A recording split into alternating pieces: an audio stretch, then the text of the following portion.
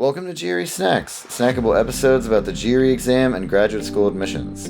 I'm Tyler, founder of Achievable, and we have an affordable GRE course that uses memory-based adaptive learning technology to get you better results in less time.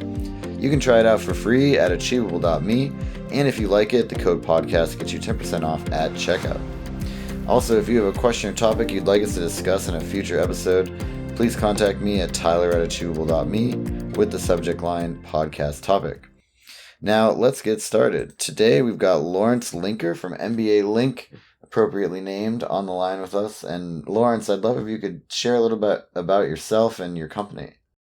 Hi, Tyler. Thank you. And thank you for having me on. Yeah, so MBA Link is an MBA admissions consulting firm. We do a little bit of GMAT prep as well, but primarily MBA admissions consulting. And I think what makes us different is that we try to take cues from the professional executive coaching service model and bring that into the MBA admissions consulting space. So rather than sort of like the standard kind of academic consulting sort of service that a lot of admissions consultants offer, we think that we bring something a little bit more to the table by acting as our young professionals' first executive coach. So we think that a lot of the people that we work with are probably going to go on to do great things with their careers. And at some point when they're transitioning from a CFO to a CEO role or taking on some huge regional management role, their companies are probably going to provide them with some executive coaching services. I Mm-hmm. have done some executive coaching myself. And using that background, I thought this is the perfect kind of framework to use for MBA applicants. The Mm-hmm. challenges of translating the skills that you have for the challenges that are now coming towards you are really the same. So Mm-hmm. we wanted to apply that discipline into the MBA application space. Yeah, fantastic. And I love that you guys also have a focus on like high-end schools, right? Because I think that particularly with MBA programs, that's what everyone wants to know. It's how to get into the high end, right? Yeah, I think, to be quite honest with you, Tyler, my interest is not just in high-end schools. I think Mm-hmm. it comes more from the fact that, at the price point that we're offering the service to, a lot of our clients really see the best ROI at the high-end schools. Right. Um, but we have been, well, I guess, look, high end is a little bit, a little snobbish, but maybe let's say the more competitive schools, more Sure. selective programs. But we have been contacted a number of times and worked with people who are applying to schools that are not extremely selective, but from people who say, look, I just don't have any experience in business. I'm going into something totally different, and I would just really appreciate Mm-hmm. someone that can help me, guide me through this. And that's fine. And then the last thing I would mention on this is that, one of the interesting success factors that I've found in my many years of doing this is that applicants that are looking to go to the right school for them typically go to the best schools. So we Mm. have a very long form on our site that's our intake form. So if you want to do a free consultation with us, you'll go to mymbalink.com and click on free consultation, and you get a long form that gives us a lot of information about you so that we can come into that first conversation prepared. And one of the questions on the form is how obsessed with ranking are you? And the options are, it's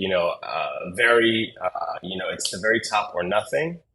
And then there's an option that says, I want to go to the right school for me. There's a few other Mm-hmm. options, but those are the two that people typically pick.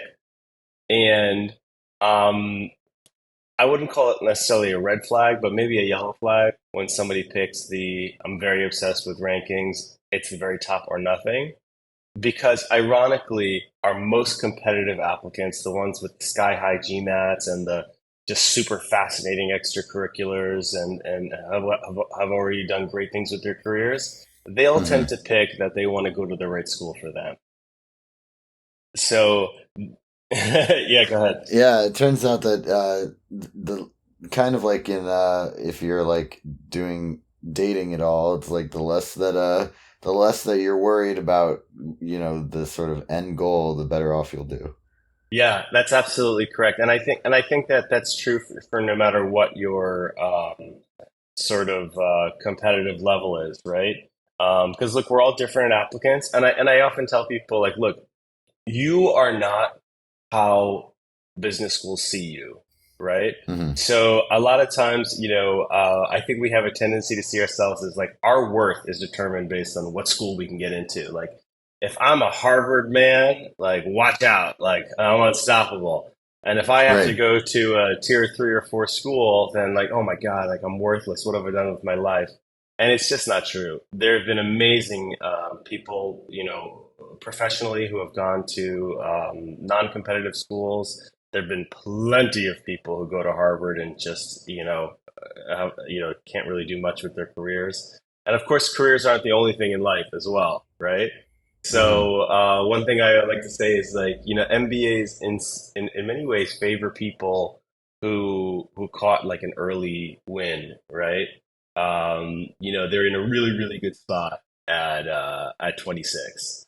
But if you're lucky, you probably have, 40 years of working left for you after that. So you have a lot of time to do to do good stuff, right? Right. Um, the business schools can't judge you on that time, right? They can't admit you based on, the potential of what you'll do when you're 40 at 26. But you can certainly judge yourself based on your long-term potential.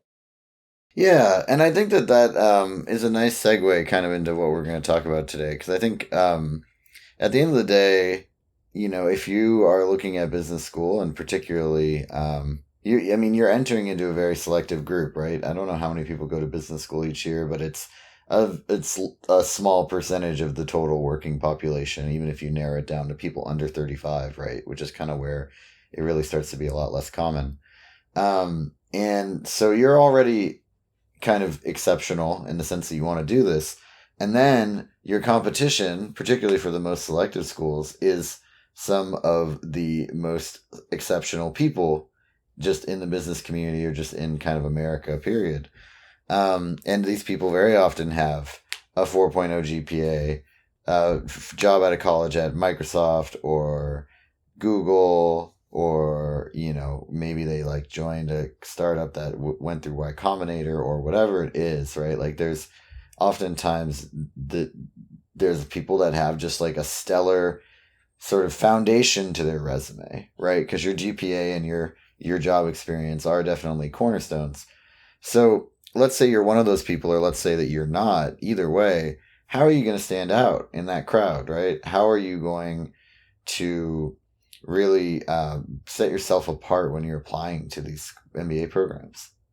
Yeah, that's exactly correct. And I think if I could just digress with a story real quick, um, it's such a good point that I think people need to hear that yes, it's such a competitive applicant pool, and there's so much stuff that is just so far beyond your control, right? Mm-hmm. Because I remember I have so many great stories like this, but one I'll tell you about my first applicant that got into Stanford. And I think Mm-hmm. Stanford is well known to really be the most competitive school. It's the hardest school to get into. Um, it's harder to get into than Harvard, and most people who get offered a spot at Stanford and Harvard will choose Stanford. So I think if you look at the math, it's quite clear Stanford is the most selective school in the world. And I had an applicant come to me many years ago who was interested in going to Stanford. He had a great GPA. He had a great undergrad, sorry, great GMAT, great undergrad GPA, great work experience. Okay, sort of extracurriculars. He played an instrument, I believe. And I felt like he was a strong applicant, but I didn't necessarily see anything to me that screamed like this has got to be one of the Slam dunk, best. right? Yeah, slam dunk, one of the best in the world, right?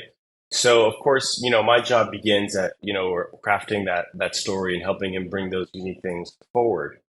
And throughout the conversation, I noticed that he's talking a little bit funny, like not quite with like a lisp or an accent, but he just had this like breathy way of speaking, and he was looking at my face very, very intently as we spoke. And I asked him at some point, I said, "Is something wrong with your voice?" And he goes, "No, I'm deaf." Oh. And I go, "What do you mean you're deaf?" So he's And reading your lips the whole time? he's reading my lips the whole time. So he's like, he has some level of hearing. So he's not totally deaf, but he's like 85, 90% deaf. Working at Goldman Sachs, somehow managing to have, some competitive job in finance, doing all, and I started asking him now, like, wait, what do you do? Like, how do you, manage for this and that? And he's telling me all the things that he's had to do throughout his life to be able to get to where he is as a deaf person. And my whole view of him changed in that moment. Where I'm like, oh my God, you're a superhero. Like you're not the average nerd. Like this is incredible.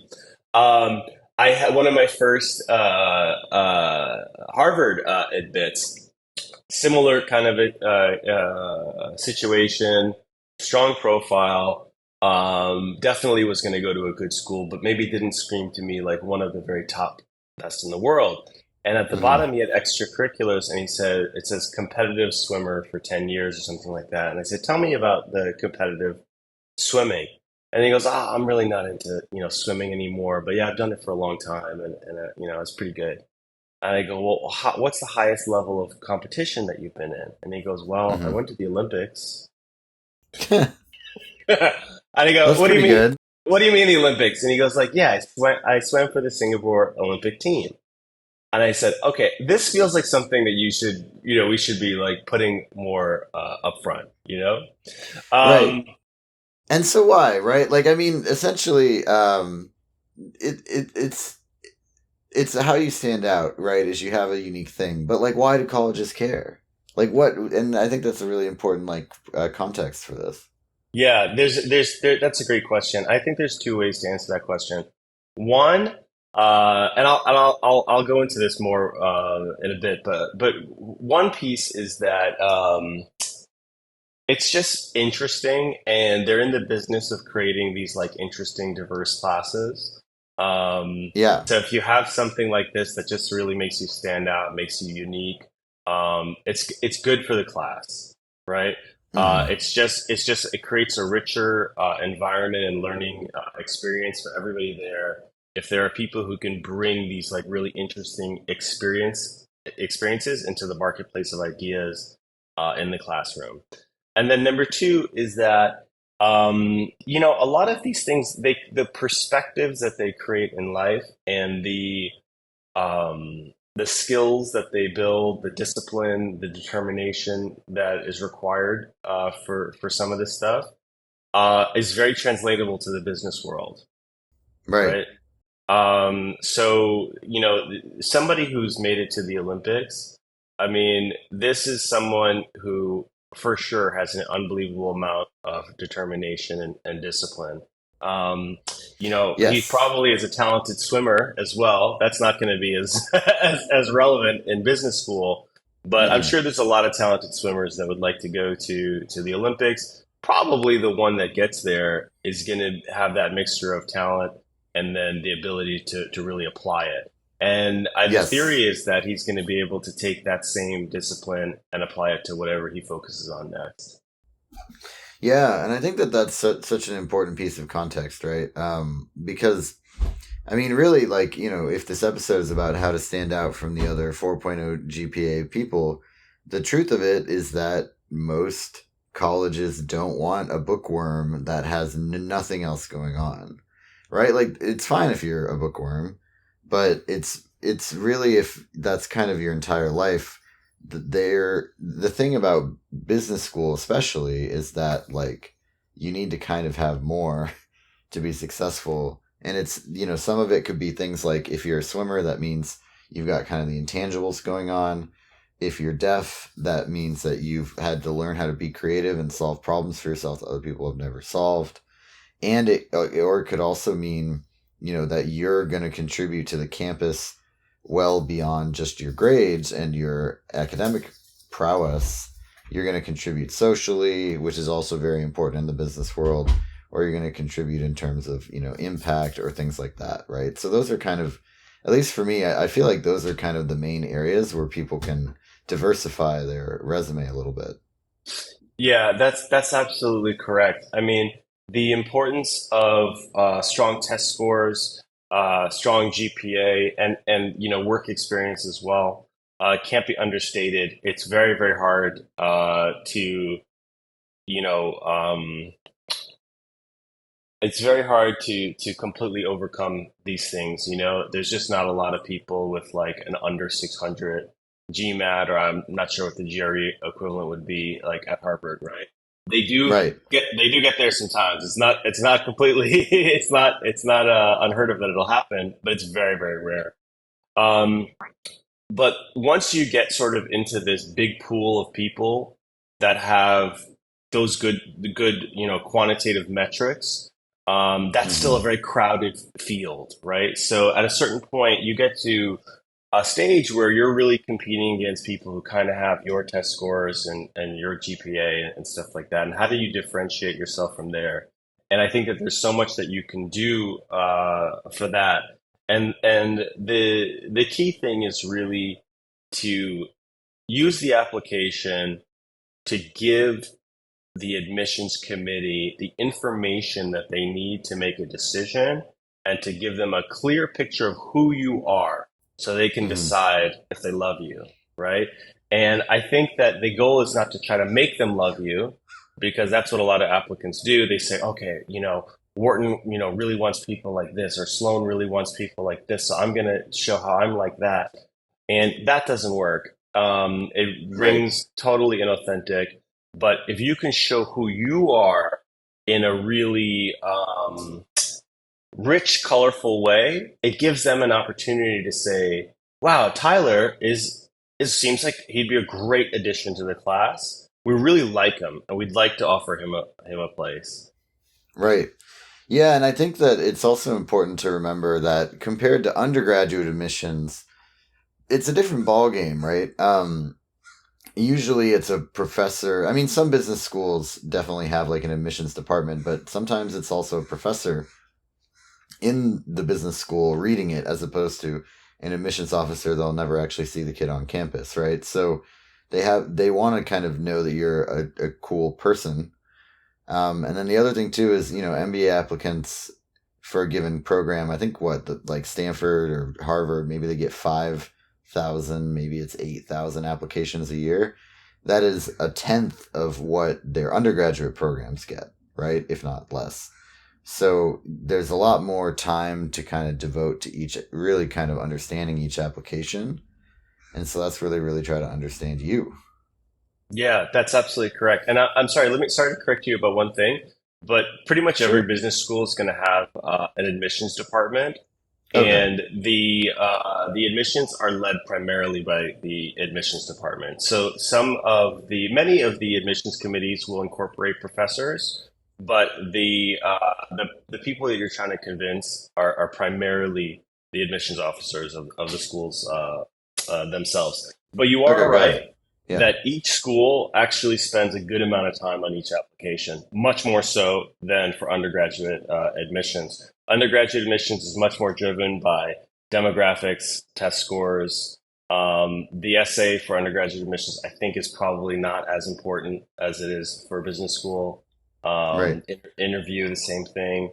You're also much younger when you're applying for undergrad, so I think they recognize you're not really a fully formed human. Yeah, yeah. Whereas, in business school, I think that they expect to have more of a sense of who you are at that point, and you need to be able to show that. Yeah, exactly. And I'm curious too. I mean, so we've talked a bit about sort of the importance of finding sort of your unique angle standing out, but not everybody's deaf, or not Not everybody was an Sure. Olympic swimmer, right? So, what is your advice for people to find their own angle, right? Like their own sort of unique point of view on it. Yeah, great question. So here's what I sort of discovered, right? Early in the admissions consulting game, so to speak, I just started talking to tons of admissions officers. I would go to all these different, admissions like coffee chats and stuff that people would travel and come to here. And I would listen to what they say that they're looking for, because there's always someone that would say, "What are you guys looking for?" And I would listen. I would read on the website. I would speak to the admissions officers, and they would put it in different ways. But I noticed they're really looking for four things. So one of them is fit, right? And what does fit mean? People always talk about fit. I think what fit really means in this context is that you're a cultural fit to the school, right? Hmm. So if there's something that the school is kind of known for, that you'll be a good fit, you'll be able to add into that. Now that doesn't mean that you have to be like just like them, right? Because they're interested in people that are going to come and add to the culture, but there should be some alignment. For example, INSEAD is a school that really prides itself on being hyper international. They have student body made up of kids from all over the world who are really interested in engaging with people from other cultures. So, as an applicant, if you've lived in different countries, if you've made it a point, even as an adult, to live and work in different countries, to learn different languages, this is a really clear signal to INSEAD that, hey, this applicant is one of us. This is someone that really is going to fit in here, right? Um, it's going to be a lot harder to make that case if you've only lived in one country and you don't speak any languages beyond maybe English and or in like your native tongue. If there is like a if that your native tongue is not English, right? Right. They want the person who grew up in Japan but speaks Portuguese and worked in Nairobi after college, right? So that's the element of fit. Yeah, and I think it's also, I mean, at the end of the day, the important thing to remember is regardless of the rankings or your test scores and other people's GPAs and whatever it is, like the admissions officers are mostly trying to find the right people, like for the place.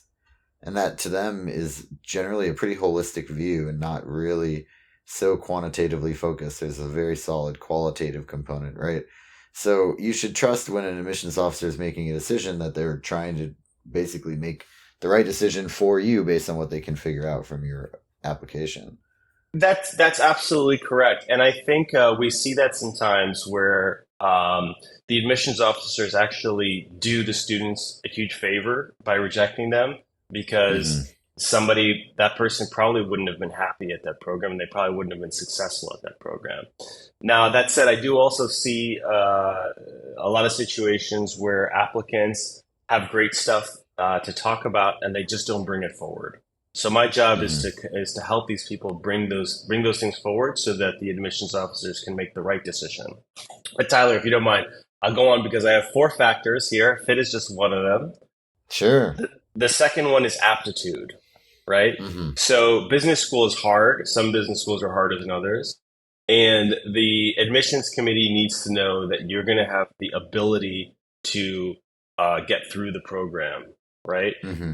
So that means that this is all the stuff that applicants almost always like just focus on, right? So this is your test scores. This is which is a stand-in for your intellect, your work ethic, your discipline, all these qualities. So this is what most applicants will sort of lead with. Guys, I'm super smart. I'm super hardworking. I'm going places. Blah blah blah. Right. Right. This messaging kind of washes out after a while, but it is important. You do need to address it, and there are some smart ways to address this. Qualitatively, the easiest way to address it is through your test scores and your GPA, right? Right. And I mean, it's the kind of thing that it feels like, for lack of a better word, I know this isn't exactly right, but it's you kind of need to check the box to an extent, right? It's like your aptitude can't be coming in way lower than they need. But otherwise, as long as it's in the range, then they're going to take a hard enough look at your application that everything else should matter the Yeah, most. I think most admissions officers are looking for reasons to admit applicants that they like, right? So if you have a 500 GMAT, you're not going to get in saying like, "Hey guys, I'm a genius," right? Because it doesn't fly, right? But Right, if you you could have be deaf and an Olympic swimmer, but with the 500 GMAT, it's no, hard for them. it's not It's going to hard for them to happen. trust it. Yeah, Yeah, because it's not going to they happen. don't want you to fail out. What you can do, exactly. What you can do is, you can be 50 or 100 points below the average GMAT of a school that you're applying to. So let's say you're applying to, one of the M7 schools where the average GMAT now is probably 740, and maybe you Hmm. have a, 690 GPA, which is probably one standard deviation below the mean for these guys. And you can, you wouldn't necessarily say, "Hey, I'm dumb," which you're not dumb. If you're getting a 690 GMAT, you're not dumb. But you can intimate in your application, "Hey, look, I'm the guy who stays at the office until the job is done, and I'm the guy that when they're putting a team together at my firm, they always want me first because they know that I don't let go of the problem until it's solved." Hmm. Those are valuable things that aren't going to be captured in the GMAT score, right? Right, and it shows aptitude too. So cool. That's number two. I like that one. What's number three for you? Number three is motivation. Hmm. So they want to know why you're going to business school, and there's a lot of range here. So the reality is that most applicants are applying to business school because they're looking for sort of a leg up in their career. Um, but this, depending on how you present this, this can really work for you or work against you. Hmm. So um, the reality is that most MBA programs are going to be most excited to accept the people that kind of need them the least, right? So you have Yeah, people. just like dating again. Exactly. It's really very similar actually. There's a lot of corollaries there. But if you have an applicant who's just absolutely crushing it in their career and goes, "Look, I've always wanted to get an MBA and I feel like this is the right time for me, but my boss just offered me this incredible promotion, and frankly, like I have a job waiting for me that, most MBA students would be happy to get post graduation already, right?" Right. That's the applicant that schools really want because they feel like number one, they de-risk the, sort of career, profile of this person. And then two, they know that they're applying to business school for the right reason. They really want to go. Really want the education. They want the network. They're thinking about it in a long-term way. Right. They're not so interested in the kid who's like just bummed out at his job. Felt like he came out of the gate strong in undergrad, but things have just flatlined. He's like, I'm 20, or he or she is like, I'm 26, 27, and how come I've barely gotten a raise in the last couple of years? Let me go to business school to try to get a shot in the arm for my career. Hmm. Um, again, that's the majority of applicants, and it's important to differentiate yourself from that because it doesn't excite the admissions committee. They're not excited to say, "Oh yeah, let's give this this guy or girl a shot in the arm," right? Um, Right. What they want in my sort of words, which I'm curious what you think about it, but they want somebody that is self motivated and kind of dynamic, right? That's gonna create something or create an opportunity, even if that's a job, not necessarily a startup. Um, as opposed to kind of, you're going through the motions and this feels like a good step. yeah, I think they want someone that knows what they want and why they're doing this, right? Because The that makes stronger you more productive. it absolutely does. And you see it, right? You see the difference between the people that arrive in business school, like, okay, well, I didn't really know what else to do, so I'm here now, versus the people who came in like, okay, I know exactly what I want out of this. I know exactly why I'm here. Let's do it, right? Yeah. They want that latter category of people. And then what's number four? Number four is experience. So what have you done in your life, certainly in your career, but outside of your career as well, that's going to be interesting for your classmates and that's going to add to that marketplace of ideas in the classroom. So this can be anything interesting, and this is where certainly obviously if you've been to the Olympics, if you're deaf, these things can be really interesting. But there Hmm. could be all kinds of interesting stuff in there that you can bring to the front. And I think a lot of people, particularly international applicants, they don't realize how interesting some of their life experiences are in a U.S. or European context, right? Hmm. These can be very unusual things. You have one. I have I had one applicant who grew up. His father is a polygamous man, and he had like 27 brothers and sisters in one house. In one And house. Wow, in one that house, escalated quickly. yeah, growing up together. And he said, in a sense, he saw his dad very much as like a manager at home. And kind of looking at that experience made him, and he did, he's decided that he wants to live, sort of a more traditional Western life. But he retained this interest in sort of managing people, and he's really passionate about managing people and administration. And he wrote his essay about this, and I think there's some cultural minefields he could have stepped in here, but he managed it really really well. I think he told this like incredibly interesting story, and he got into a phenomenal school. Right. I mean, another thing, an example I heard in a different podcast conversation I had was there was a woman who grew up with her grandmother, right? Like it was just like a culture where the grandmother's still living in the house with the parents. And the grandmother was absolutely insistent that they read together every night because when she was a little girl, she wasn't allowed to read in the particular culture that they were in, and Yeah, like how that affected her and the importance of education and educating women and all these things. And frankly, that might be pretty normal in the place where you're from to have your grandma be home and to have grandma read you a book at night. Like you don't really think that that's like a novel thing, but in the West, in the United States, that is a pretty novel thing, right? sure.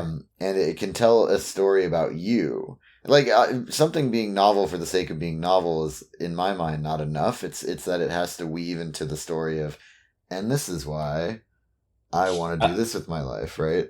And That's your school's going to absolutely help me get correct. there. Yeah, they whatever experience that you share should be offer an insight into who you are as a person, and it should be Hmm. something sincere, right? Because after they read the essays, there is that one final check where they get the opportunity to meet you, and the primary reason for that interview is that they want to determine if you are the same person that's in the application. Are you a catfish?